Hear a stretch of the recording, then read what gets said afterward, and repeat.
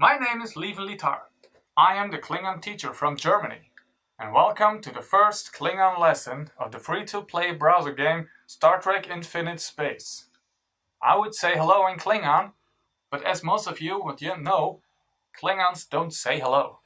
They don't say goodbye, they don't say thank you, they don't say please. That doesn't mean that Klingons are unpolite. Klingons are just very direct. On the other hand, if you really need to say something, you can say nuknech. Nuknech means literally something like, what do you want?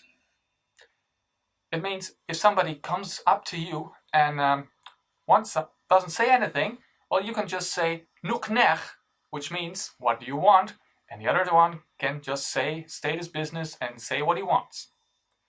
Then, when you're finished, you can just go away. The Klingon will understand that you're finished when you go away. If you don't, well, maybe you have heard the word kapla. Kapla means literally success. It's not goodbye or hello, how are you? It's just success. It means when somebody's leaving, you wish him a lot of success for the upcoming battle. For this, you take your hand, make a flat hand, slap it to your shoulder, and form a fist. And then you say proudly, kapla. Kapla. Pay attention to the first letter. It's a k sound. It's much harder than just a K, so don't say K, don't say kapla, say kapla. Then next, the last letter is a very abrupt stop. You have to say kapla and not kapla. Okay? So, I wish you a lot of success learning Klingon. May you learn Klingon proudly. Bak Klingon hol der Hodge Judge.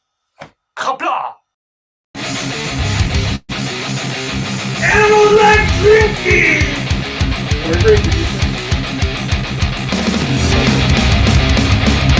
Cheers.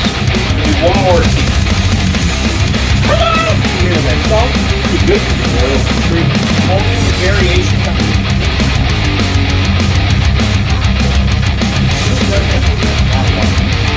Fit your lifestyle.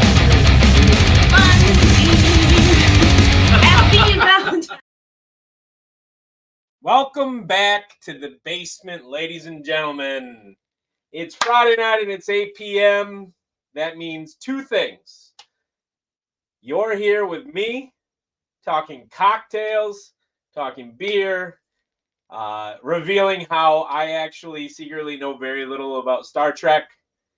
And two, being awesome, because that's what you guys are best at. I'm Mastershake, your local neighborhood bartender. You're the greatest people in the world.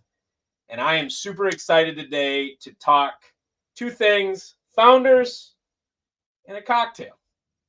I thought about it all week in terms of what beers I was going to get from Founders. Founders has a lot of great beers. First of all, I just want to say this to all my Colorado friends. There's only one beer city in the United States, ladies and gentlemen. It isn't Boulder. It certainly isn't Denver. That little baby was made in Grand Rapids, Michigan, and Founders is right there.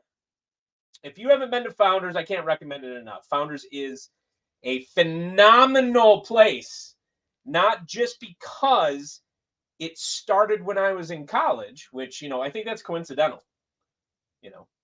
I started in college, Founders started, like a little bit, but it's just a great brewery, guys. It is a great brewery.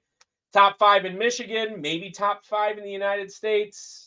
Now, you're not going to find a lot of beer better than what Founders has to offer. Okay? So if you have the opportunity to go there or already have been, welcome to the Grand Rapids experience. I will say there are a lot of great breweries in Grand Rapids. It's just Founders is the premier one, and that's why we're featuring it. Let's see what kind of comments we got here. I am a Picard guy. Although you'll notice, you can kind of tell, I do have my original VHS set from the original series. Picard is my favorite captain by far. Ward's in the sub basement tonight, I think, because he's sick. And yeah, honestly, like if you want to check out a great Star Trek podcast, SnobNation features one. I have listened to the original series parts, mostly because I know nothing about the original series. I'm ashamed to say. I feel like somebody should take my nerd card or something. Beer City, USA, you got it. It really is, Dr. Forbes. So let's take a look at a few Founders beers. I went to Megabev yesterday, selected what I wanted to do, just like last week. 5 mainstays, 1 aggressive. Okay, and it just so happens that the aggressive one this week is a top 5 beer for me all time. Like, I'll put it up against anything, but we'll get to that. Let me activate the other camera so we can take a look at this. You know, I was really excited to talk about these beers, mostly because, in all seriousness, every single one of these beers are great for a different reason. Okay. You know, this one right here, definitely a flagship. This is my golf beer, all day IPA. It is a session IPA. You know, you're clocking in at 4.2%. So it's very crushable for an IPA. It's great on the golf course. It's got a nice little, you know, woody on there. Wink, wink. But in all seriousness, it's a great beer. As far as session ales go, I mean, it's really hard to top it. And I think the best part about it is that not only is it crushable, but it's full of flavor. And often, some of those session beers, part of the way they get them to be session beers, I mean, if you didn't know, this session means like you can drink a lot of them, or you should be able to anyway. I mean, some of you are lightweights maybe, but that's the point, is like you can drink more than 3 and not be hammered. This beer doesn't go light on the taste. It's a great beer and session, which is a key for me. Next up, their flagship IPA. This is the Centennial IPA, so called because the 100 that's kind of, you know, Centennial has a twofold thing. It has to do with Grand Rapids, but it also has to do with the IBUs in the beer. It is hoppy, very hoppy, but it's also delicious. Kicking in at 7.1% for an IPA. It's a great beer. The label's real cool. Has the hops on the front. You know, a few years ago, Founders really went back to a much more simplistic. Centennial hops as well, Tim. I forgot to mention that. You're right. Centennial hops, something to do with the Centennial Grand Rapids, and on top of that, it's 100 IBUs, so they got the triple entendre. This label marks like a change they made a few years back where they went to a lot simpler labels. I still really like it, but I will say this beer, when I rated IPAs season 1, I rated this the lowest, which really surprised me. I usually really like this beer, and I gave it a 3, if I remember right. This is their standard porter, and it is very much so a standard porter. I'm not going to sit here and tell you that it's anything other than a porter. It tastes like a porter. I'm not a huge fan of porters. Taxman Tim's, you know, my brother is there in the chats. He's a big porter fan. I tend to feel like they taste like a light stout. So either be a stout or don't. But if you like porters, this is the definition of one. It's still a plus beer. This isn't like, I mean, there's a reason it's a flagship, right? It's just not my wheelhouse. Other people's wheelhouse, sure, but it is a flagship beer. You know, and Tim said it, you know, he says it like, really, the porter? Well, yeah, Tim, because it's flagship. I'm 5 flagships. They always have this on draft if you go to the tap house.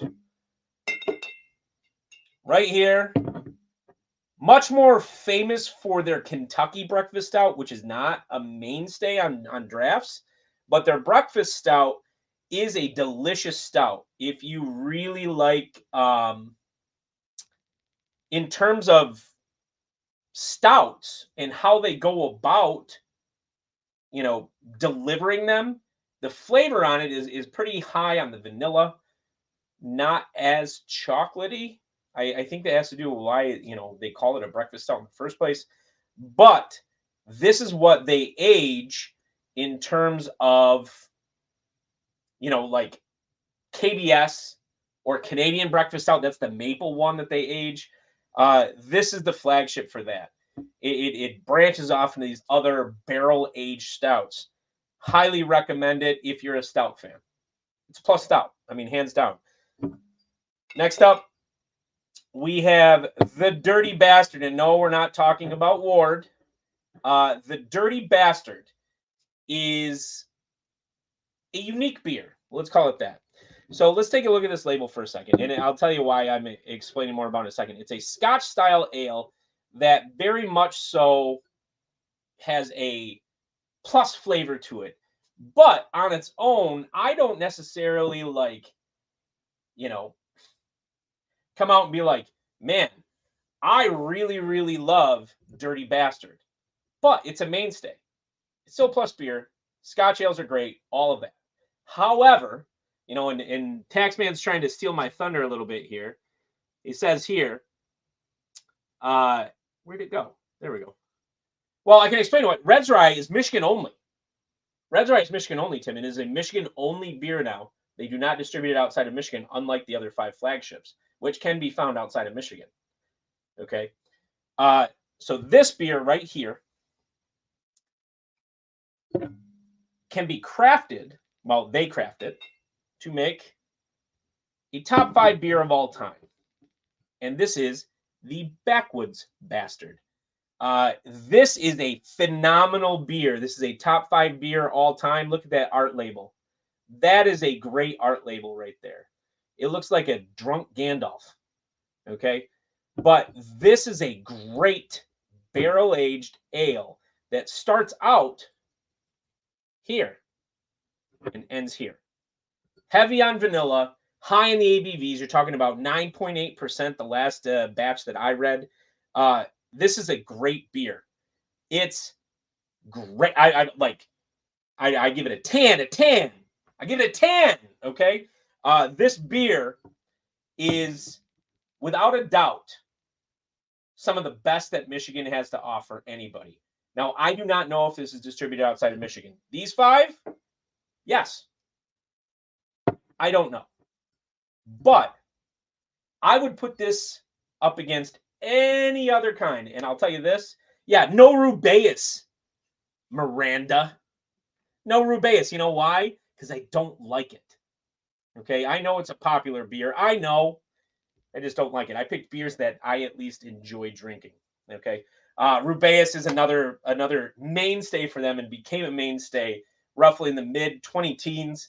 There was this craze for fruit beer. I am not a big fan of fruit-style beer. It's a raspberry ale. Not a fan.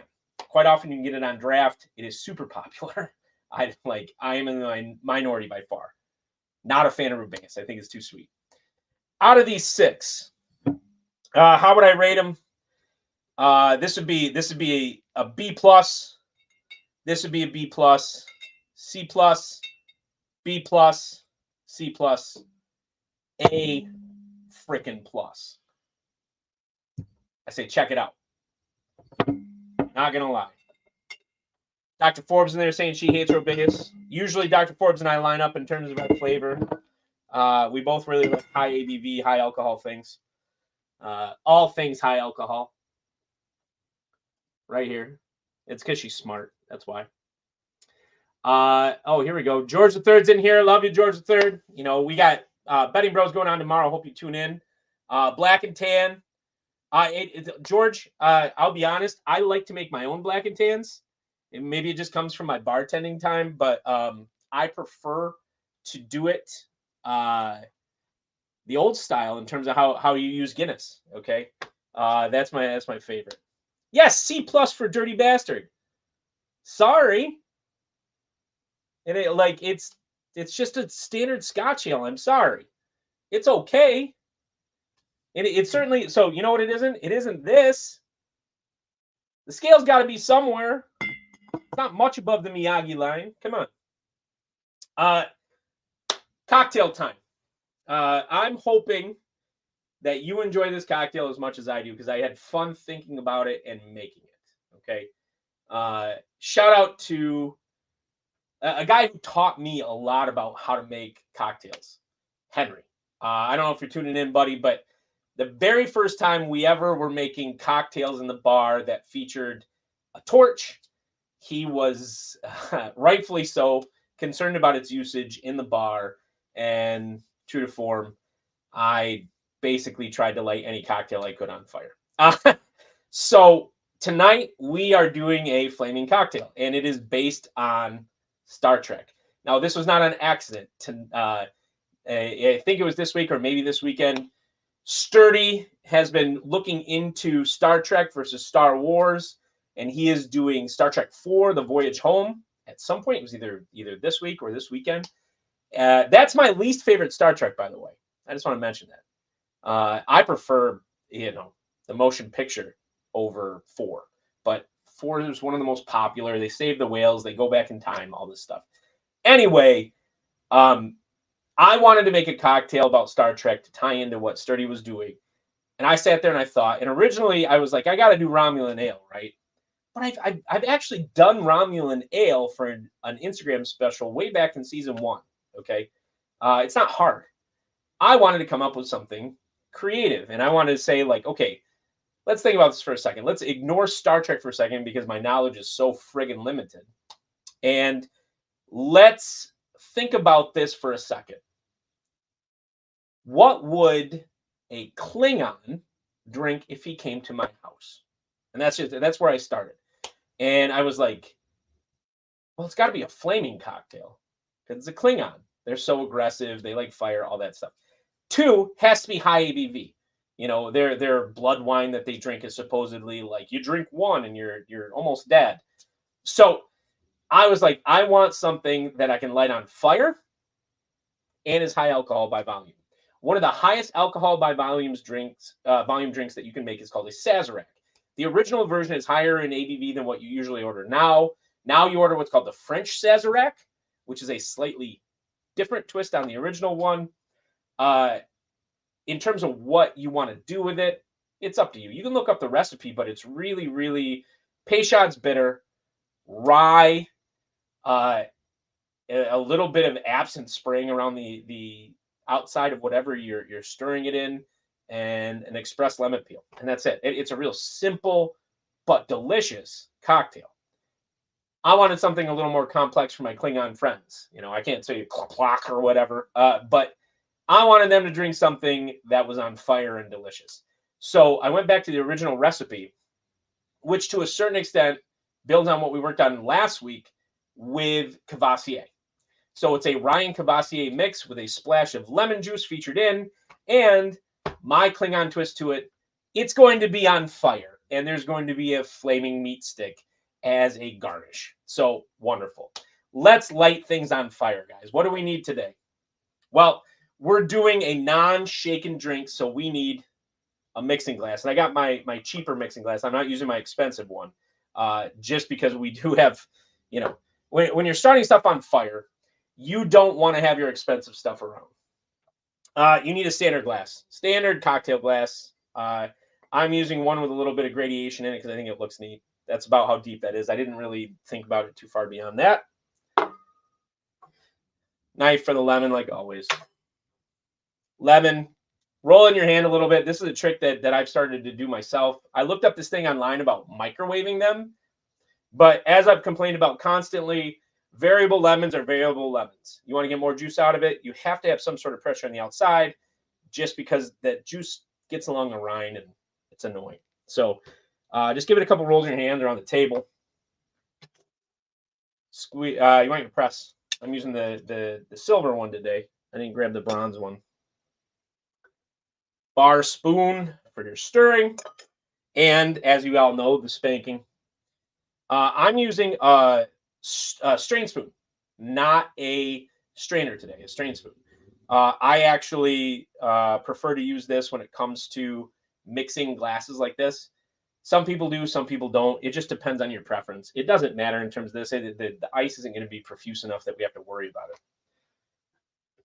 Jig, meat stick, vice versa, jig, meat stick. You need Cavassier,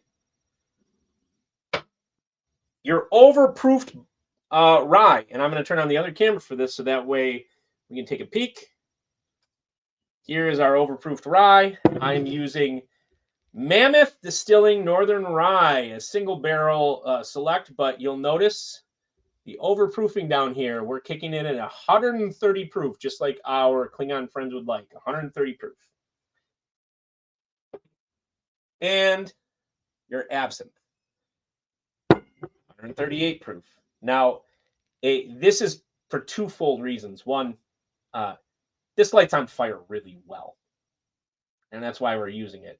But two, we are actually going to leave it inside the glass when it's on fire when we strain the other bits of the cocktail in, and it's going to kind of give it a caramelized flavor in terms of the sugar, because it's also high in sugar content.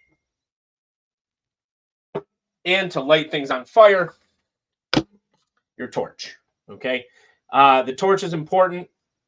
Be careful with it. You know, mine's getting old at this point. I'm surprised it's not empty yet. Let's get making this. Oh, you need ice, of course. You always need your ice. So we got 2 cubes today. We're using rounded ones, not for any particular reason other than this is what I grabbed out of the freezer. It really doesn't matter. It doesn't have to be square. We'll just use these rounded ones and it'll be fine. Get your mixing glass ready. And everybody say it with me. 1 crack cube, so we got to spank that ice. Give it a nice little crack. There we go. Now, I'm actually, because I'm using a mixing glass, going to give this a little swirl. Okay? It's going to chill the outside of the mixing glass before I put the liquor in there. This is a Japanese technique that I saw online that I really like. And you actually feel the cold air coming out of the mixing glass, which is kind of cool. Cheapest ingredients first, like always. Let's get our lemon juice. You want 1/2 ounce. We're going to measure it because, like I always point out, variable lemons. Boom, that's 1/2 ounce exactly. This week it worked out really well. Love it. Or 1/2 ounce of lemon juice. Then 2 full ounces of your overproofed rye. Okay, 2 full ounces of this is what you want.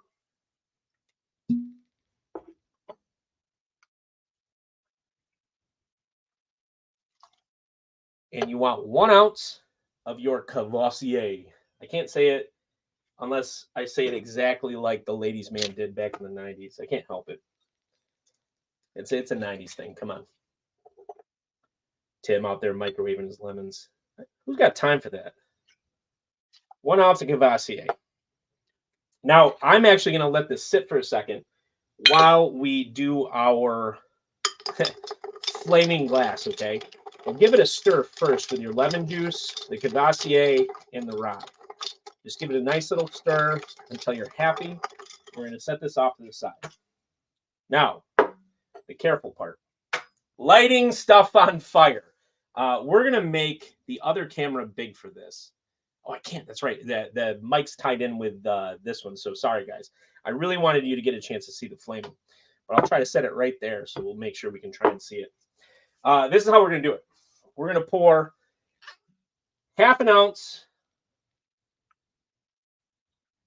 of this absinthe into the glass.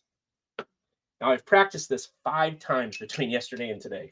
It worked out every time a picture was posted online. If it doesn't work now, I apologize ahead of time. Lean it on its side, and you want to basically coat the side of the glass with the absinthe. A little bit will spill out, and that's fine. Coat it, and then dump it. Get your torch ready. You got to be fast before the basically all of the fuel goes out. Light it on fire. As you can see, it is currently on fire. And then you want to strain your cocktail over the top of the flames. That actually looks really cool. I'm glad you guys can see that. All right. Hold it like you always do with your mixing spoon. We're going to pour this right over the top. Puts those flames out. Has those sugars caramelized. But we're not done yet, because I promised a flaming beef stick. Now, we are going to do the same process. Try to be fast.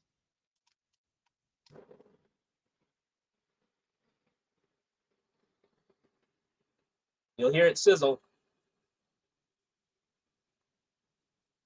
And give it a nice little douse inside.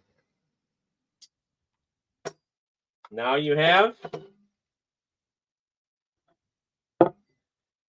your Klingon Sazerac. Exactly how a Klingon would drink a Sazerac, in my opinion. So, let's give this a taste, shall we? I liked it when I made it earlier. Cheers.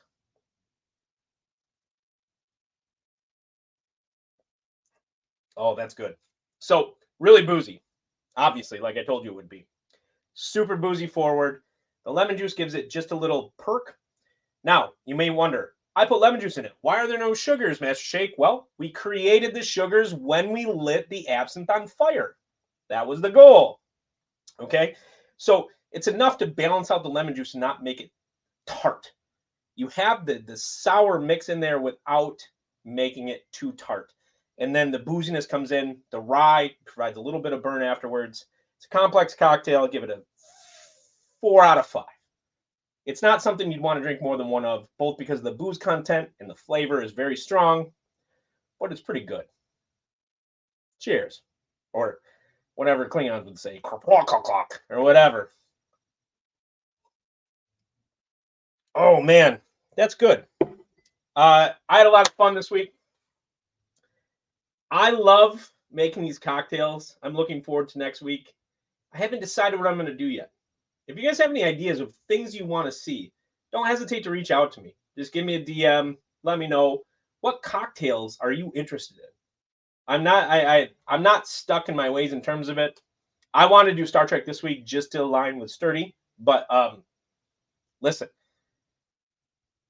I want to help you be a better home bartender the same way other people helped me. So if there are things that you want to see made, let me know. If you have themes that you love and you want to make a cocktail based on that theme, that's been done too. Somebody gave me a challenge to do all 3 Frosty movies from like last Christmas, and I did 3 different ones, including an NA cocktail, and it was super fun. So if you're interested, reach out. I'll try to make something that kind of like helps you out. But in the meantime, we got to take our shot. Okay. What shot are we going to do today? This comes from Taxman Tim, and I think it is going to be absolutely disgusting, but I told him I'd do it. Tonight, in Cosme, if you're interested, Tim can drop the link into the chat, okay? But we are going to do Tim is going to do some Alice Cooper concert footage tonight in Cosme, and it's going to be fun. He wanted to do a cold Ethel shot, and I made a recommendation. He wasn't into it, and his ultimate decision was peppermint schnapps and Fireball, and he said that was a cold Ethel. So I got my peppermint schnapps. I got my Fireball. I do not recommend this. This is not a Mastershake recommended drink. But I'm going to do it. Just for you, Taxman. Just because tomorrow we'll be tuning in noon. We're going to do Math versus Smash and tell you how to bet the NFC and AFC championship games. This is just for you, buddy, in cold Ethel. Got my shot glass. This is going to be so bad. Why am I doing this? This is going to be so bad. Okay. Fireball. Oh, there's the cinnamon. This is going to taste like you went to the dentist. Oh, 1 p.m. Tim says. I thought it was noon. My bad. 1 p.m. tomorrow. Matt versus Smash. You can see me win money with my brother. Oh, this is gonna be so bad. This is like when you turn 21, people order you a cement mixer and you just don't want to drink it, no matter what. I don't want to drink this. I don't. You guys are great. Arriba, abajo, el centro, adentro. Salud. Oh, that's bad. Oh, that's terrible. That is terrible. Why did I do that? Why did I do that? Anyway, fun tuning in. Tonight, we have the Outcast after this. The link's posted for 9 p.m., but I'm pretty sure Scene Snobs are going to start it up shortly after my show finishes. If you want to tune in, tune in. We will talk about all things movie, all things horror, maybe even throw in some music. We'll talk about it. Tonight, midnight, Sturdy's doing his thing on Sturdivision. He's going to be interviewing, Mick, is it a director of the movie? I'm not sure. So Mick already posted it up there for one of the chats. And if you want to tune in, Sturdy's the hardest working man in the business, man. The guy just works nonstop. Tomorrow, 1 p.m., Matt versus Smash. Let us show you how to bet this NFC and AFC championship game. Go Lions, always. And, my friends over in the Monster Movie Happy Hour once a month ish, they post out on Instagram, you can find them, a cocktail paired with a movie. They have great suggestions, 3 of them. Mary and her crew, they're great. Check them out. Wonderful. You guys are great. I had a blast. That shot was the equivalent of 21-year-old me punching me in the face. I love all of you. Next Friday, 8 p.m., you're the best people, and I'll be your local neighborhood bartender. Cheers.